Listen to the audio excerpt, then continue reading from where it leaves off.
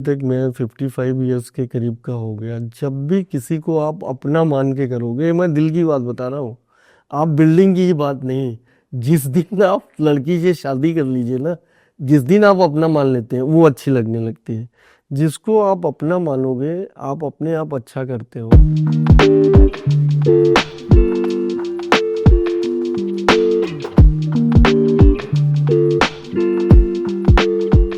मैं Indu Shekhar Tripathi architect, principal architect हूँ मैं त्रिपाठी एंड एसोसिएट का। हम लोग 20 साल से ये कंपनी रन कर रहे हैं। इसके पहले हमने 88 to 93 रुड़की से बीआर किया, उसके बाद से हम लोग काम करते। सही मायने में देखा जाए तो मैं बाय डिफ़ॉल्ट आया आर्किटेक्चर में, लेकिन जब मैं आर्किटेक्चर प्रैक्टिस करने लगा ना तो इंटरेस्ट अपने आप आने लगा, क्योंकि हमारी डिज़ाइन की हुई बिल्डिंग्स अगर हम सोचते हैं जब ना, तो वो अलग एक इंस्पिरेशन देता है क्रिएटिविटी की। इसलिए जो है बाय डिफ़ॉल्ट तो आए, लेकिन अब हम अच्छा काम करने लगे, जिससे इंडिया में अभी अर्बनाइजेशन का दौर चल रहा है, तो हमें और भी अच्छा लगता है काम करना। एपीजे एजुकेशन सोसाइटी के साथ जुड़ा। एपीजे एजुकेशन सोसाइटी के पूरे इंडिया में बहुत अच्छे अच्छे इंस्टीट्यूट हैं। हम उनके साथ अभी आज की डेट में कम से कम 15-20 बिल्डिंग कर चुके हैं। वो मेरे लिए लाइफ का टर्निंग पॉइंट था। फंक्शनैलिटी मेरे हिसाब से, मैं जो शुरू से मैं जब आर्किटेक्चर प्रैक्टिस करता रहा, तो फंक्शन मेरे लिए हमेशा इम्पॉर्टेंट रहे as compare to aesthetic. Function follow करना ज़्यादा इम्पॉर्टेंट है, क्योंकि बिल्डिंग एट लास्ट फंक्शनल होनी चाहिए। एस्थेटिक कितनी भी अच्छी हो, अगर बिल्डिंग फंक्शनल नहीं है तो वो यूजलेस है।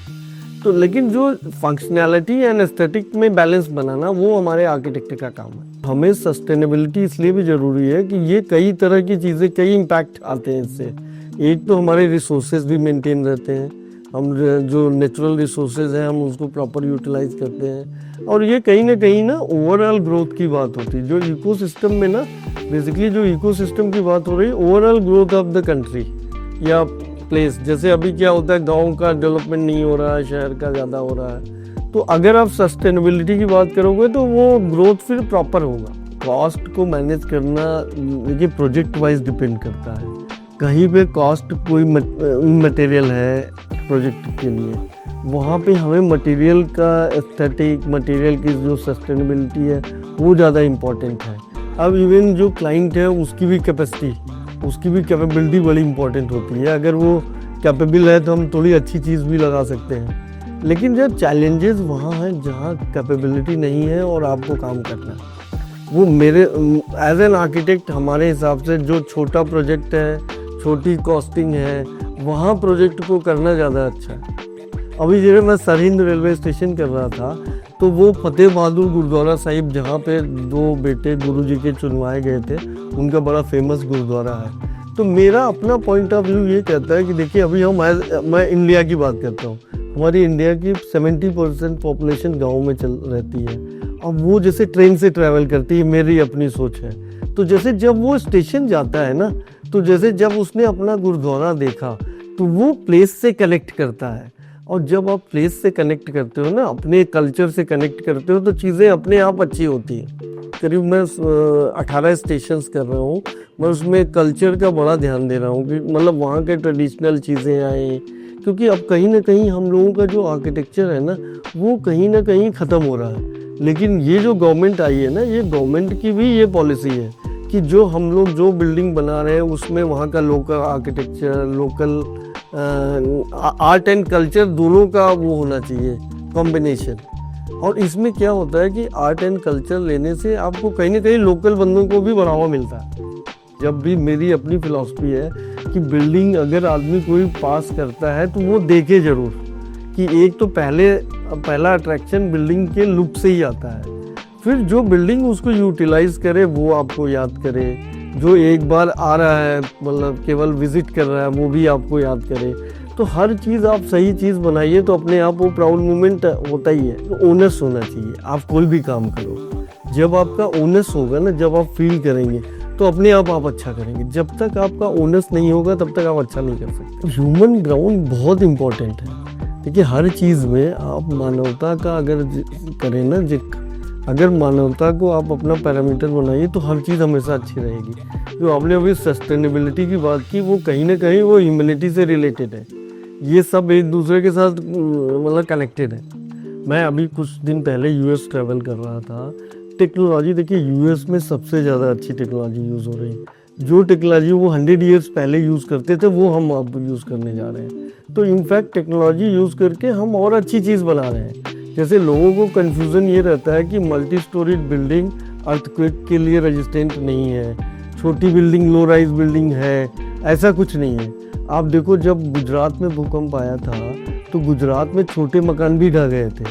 हम जितनी आज की डेट में अच्छी बिल्डिंग मल्टी स्टोरी, चाहे 100 स्टोरी की बनाओ चाहे 100 स्टोरी की बनाओ, आप 100 या 200 की, लेकिन वो चूँकि टेक्नोलॉजी बेस्ड कर रहे हैं तो उसमें सब चीज़ें हम लोग देख रहे हैं। अब जैसे AI आर्टिफिशियल इंटेलिजेंस है, ये भी आजकल खूब डिज़ाइन में यूज़ हो रहा है, क्योंकि कहीं ना कहीं हम लोग ह्यूमन पर्सनस हैं।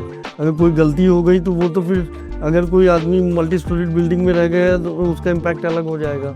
तो टेक्नोलॉजी को यूज़ करना चाहिए, अच्छे से यूज़ करना चाहिए। बिल्डिंग बनाना ही अर्बनाइजेशन नहीं है। अर्बनाइजेशन मीन्स कि सारे जो इंफ्रास्ट्रक्चर्स हैं, एक आदमी को सारा लिवलीहुड होना चाहिए, अच्छा कंफर्ट रहना चाहिए, वो अर्बनाइजेशन होता है। हम लोग स्केचिंग में उतने अच्छे नहीं थे, अब हम टूल्स को यूज़ करके ज़्यादा अच्छा मतलब लोगों को एक्सप्लेन कर सकते हैं। अदरवाइज मैं तो 88 में आर्किटेक्चर ज्वाइन किया था, हम लोग तो बोर्ड पे ही ड्राइंग बनाते थे। और मतलब इवन जो 3D आजकल ये लोग सॉफ्टवेयर पे बना रहे हैं, हम लोग हाथ से 3D वगैरह व्यू बनाते थे। लेकिन उस समय पे काम होता था अच्छा, काम हमेशा से अच्छा चलता रहा है। और चीज़ें जैसे जैसे आप डेवलपमेंट करोगे ना, चीज़ें अच्छी बनेंगी। हमारे टाइम पे लोगों को ना 100 नंबर टेलीफोन के याद रहते थे। अब आप देखो, आपको अपने घर का नंबर भी याद नहीं रहता। कि अमिताभ बच्चन कहते हैं कि जो नए टैलेंट है ना वो भी बहुत अच्छे हैं, उनसे भी सीखने को मिलता है। अगर मुझे कोई चीज़ देखनी होती थी तो दिल्ली आओ या मुंबई जाओ, वहाँ पे अच्छी चीज़ें दिखती थी। लेकिन अब तो आज की डेट में आप घर बैठे देख सकते हो। हर चीज़ का प्लस माइनस है, ये आप पे डिपेंड करना है कि आप प्लस यूज़ करते हो या माइनस यूज़ करते हैं। अगर आप किसी भी प्लेस को के आर्ट एंड कल्चर को स्टडी करके चीज़ों को बनाएंगे तो वो हर चीज़ अपने आप उससे फुलफिल होती रहेगी। वो नई जनरेशन के लिए यही एक बहुत बड़ा वो है, कनेक्ट करने के लिए कि वो अपना जहाँ जिस भी, क्योंकि देखो सर अब तो वर्ल्ड वाइड चीज़ें बन रही हैं। अब तो इंडिया का आर्किटेक्ट यूएस में भी चीज़ें बना रहा है, तो हर जगह का आर्ट एंड कल्चर से बिल्डिंग को रिफ्लेक्शन होना चाहिए। एलो डेकोर को हम काफ़ी दिनों, मैं समझ रहा हूँ जैसे हम लोगों ने अपनी आर्किटेक्चर की जर्नी शुरू की तब से तब से ये एलो डेकोर प्रोडक्ट भी इंडिया में आया। और ये प्रोडक्ट एक ऐसा प्रोडक्ट है जो हम सस्टेनेबिलिटी की बात करते हैं, सस्टेनेबिलिटी में भी ये नंबर 1 है एक्सटीरियर के लिए ये प्रोडक्ट। अच्छा, एक तो इजी फिक्सिंग, इजी मेंटेनेंस।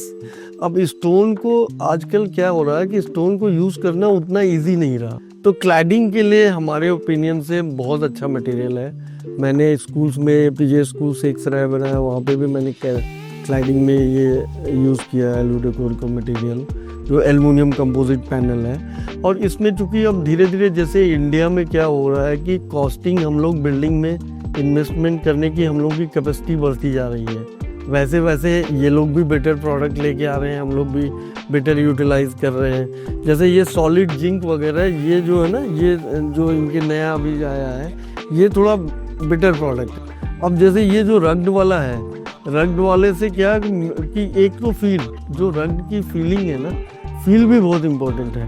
ये फील आपको मतलब एकदम नेचुरल, जबकि ये मशीन मेड प्रोडक्ट है, लेकिन आपको ये फील नेचुरल कराता है। इसलिए ये आज की डेट में मार्केट में बहुत ही नई चीज़ है। अगर आप देखो रग्ड एंड मेटल वाले प्रोडक्ट को, रग्ड वाले को देखो तो ये रफ स्टोन की फील देता है। और जो भी स्टोन में हमारे पास ज़्यादा कलर्स नहीं है, इसमें कलर्स का वेरिएशन है, तो इनकी जो ये रग्ड वाली फिनिश है ये मेरे को बहुत अच्छी लगती है। हम लोग रेकमेंड करते ही हैं एलो डेकोर के प्रोडक्ट को, क्योंकि देखिए बेसिकली क्या है कि कंपनी एक अलग चीज़ हुई, प्रोडक्ट तो ऑलरेडी मार्केट में यूज़ हो रहा है। अब एलो डेकोर अच्छे ढंग से मार्केट में अपनी प्रेजेंस बना रहा है, और मेरी शुभकामनाएं भी इन लोगों के साथ हैं कि आगे चल के बहुत अच्छा और करेंगे।